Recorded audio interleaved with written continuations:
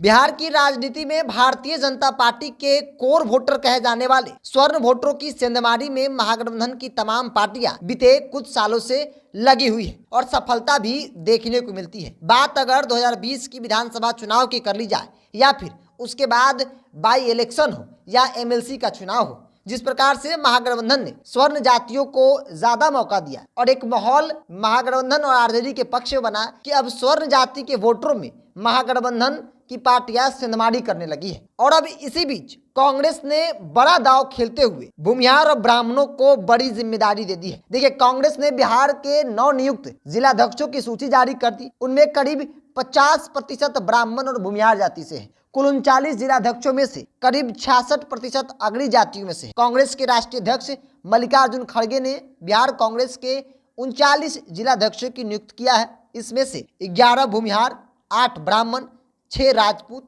5 मुस्लिम, 4 यादव, 3 दलित, 1 कुशवाहा और 1 कास्ट जाति से है। बिहार कांग्रेस के अध्यक्ष अखिलेश प्रसाद और विधायक दल के नेता अजीत शर्मा भी भूमिहार जाति से ही हैं। हालांकि नीतीश सरकार में कांग्रेस कोटे से 2 मंत्री बनाए गए हैं, 1 मुस्लिम और 1 दलित। कुल मिलाकर लोकसभा चुनाव के मद्देनजर बिहार में कांग्रेस की रणनीति भूमिहार और ब्राह्मण समाज को अपने पाले में करने की है, जिसे बीजेपी का कोर वोटर माना जाता है। लेकिन बीते कुछ सालों से लगातार महागठबंधन की पार्टियां यह प्रयास कर रही है कि किसी भी हाल में भारतीय जनता पार्टी के कोर वोटर कहे जाने वाले स्वर्ण जातियों में बड़ी सेंधमारी की जाए और कई दफा सफलता भी मिली। आप याद कीजिए, बाई इलेक्शन जो अलग अलग सीटों पर हुए, महागठबंधन ने बड़ा दांव खेलते हुए कई जगहों पर स्वर्ण को आगे किया और इसका फायदा भी दिखा। एमएलसी के चुनाव में आरजेडी ने भूमिहारों को टिकट दिया और उसका फायदा दिखा और एक माहौल बना कि आरजेडी और महागठबंधन की पार्टियां अब स्वर्ण जातियों को सम्मान देने लगी है।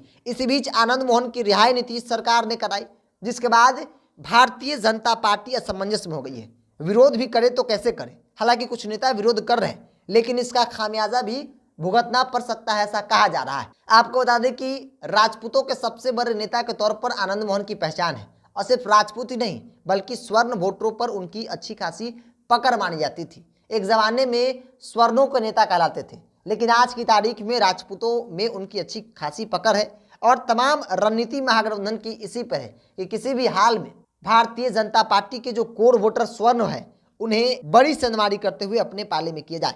क्योंकि दलित महादलित अति पिछड़े वोट बैंक में तो महागठबंधन सेंधमारी कर चुकी है और एक बड़ा वोट बैंक महागठबंधन के पास है, ऐसा कहा जाता है। और इसके बाद अब आरजेडी कर रही थी, नीतीश कुमार की पार्टी ने भी आनंद मोहन की रिहाई कराकर एक बड़ा दांव खेला। अब कांग्रेस ने भी बड़ा दांव खेलते हुए लोकसभा चुनाव से पहले स्वर्ण जाति 66% लोग जो है वो स्वर्ण समाज से हैं। जो 39 जिलाध्यक्षों की सूची जारी की गई है, जिसमें 11 भूमिहार, 8 ब्राह्मण, 6 राजपूत समाज के लोग शामिल है। और ये बड़ा मास्टर स्ट्रोक माना जा रहा है कि लोकसभा चुनाव से पहले कांग्रेस ने स्वर्ण कार्ड, खासतौर पर भूमिहार ब्राह्मण कार्ड खेला है और इसका फायदा भी कांग्रेस को आगामी चुनाव में हो सकता है।